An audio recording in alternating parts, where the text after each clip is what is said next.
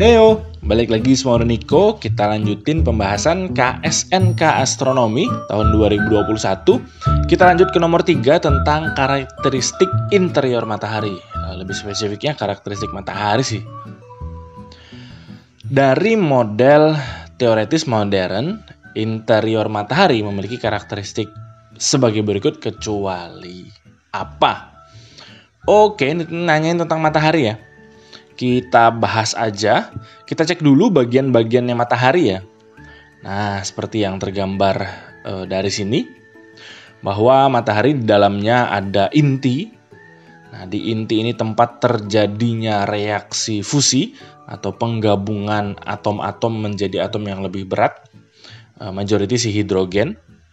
Terus ada radiactive zone. Terus ada convection zone. Hampir seluruh energinya matahari itu dihasilkan di ini ya, di inti ini ya. Nah, di bagian dalam situ aja energi matahari dihasilkan, sisanya konveksi keluar dan segala macam.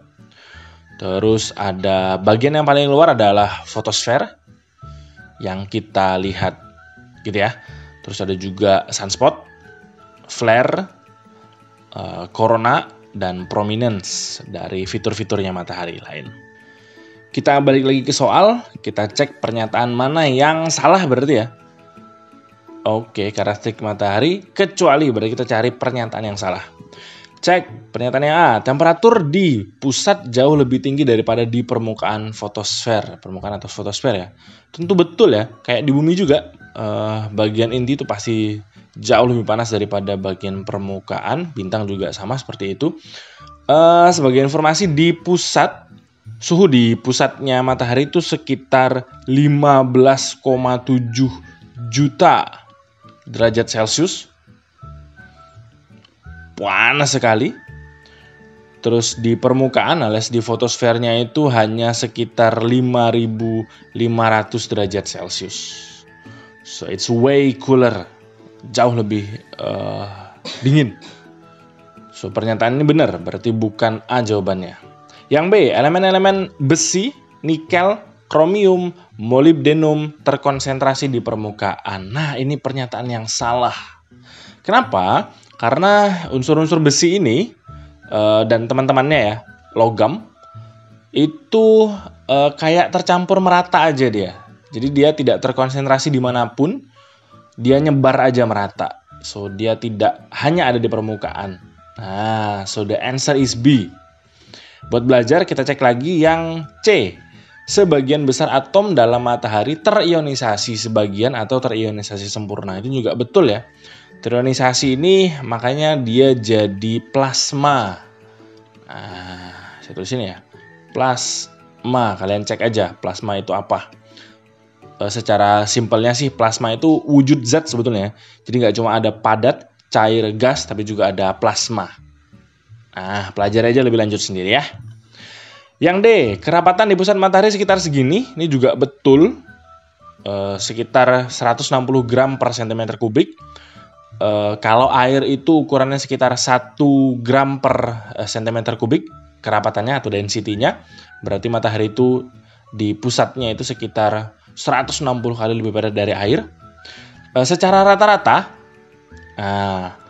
density matahari secara average, tulisannya jelek sekali. Average-nya itu sekitar 1,41 gram per cm kubik. Nah, jadi secara umum, kalau di rata-rata ya, bagian inti itu padat banget, tapi bagian luar itu hanya gas-gas plasma gitulah ya.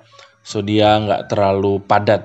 Jadi kalau di rata-rata density-nya matahari itu hanya sekitar 1,41 gram per cm kubik. Ini bahkan lebih rendah daripada rata-rata density-nya bumi loh ya.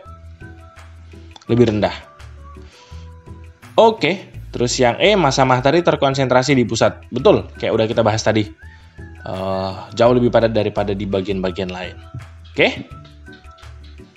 So, soal ini cukup mudah lagi-lagi karena terkait dengan yang umum sih masih karakteristik matahari secara umum kalau boleh dibilang. Tapi ya buat belajar juga tuh karena banyak banget fakta-fakta yang harus diingat kayaknya. Oke, sebagai antisipasi berarti kalian harus belajar ya. Bagian-bagiannya matahari itu apa aja, fotosfer kayak tadi, inti dan segala macem, kayak yang ada di gambar sebelumnya tadi. Nah, pelajari karakteristiknya juga. Oke. Terus seperti biasa, kalian bisa cek playlist Fisika Bintang untuk mempelajari soal-soal dengan tipe yang sama. Bagi yang mau dukung Udah Niko, bisa melalui traktir.id/udahniko. Itu aja dulu untuk nomor 3 ini, semoga bermanfaat. See you on the next number.